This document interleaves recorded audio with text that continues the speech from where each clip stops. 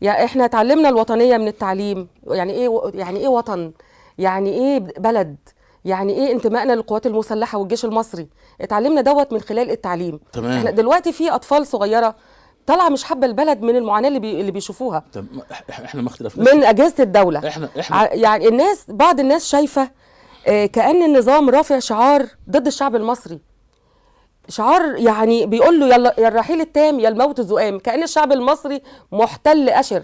عندك ناس عايزه تسيب البلد بأي، وفي ناس ثابت سواء بطرق شرعيه او غير شرعيه.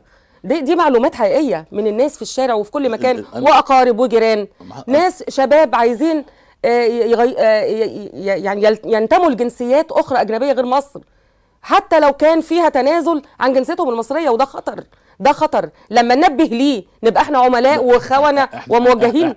احنا بنقول حاجه، بنقول انه احنا دوله في ظروف صعبه، بنقول انه هي الدوله دي على الرئيس بس يعني زي ما بيأمر الشعب انه يعمل، هو يعمل اولا. هو الراجل قال ايه؟ ده الراجل قال لو اقدر ابيع نفسي عشان اجيب لكم اللي انتوا عايزينه انا هبيع نفسي.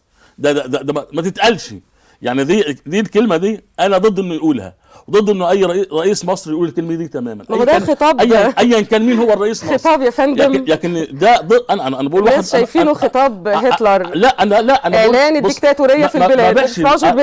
انا ما بحش نفسي. لا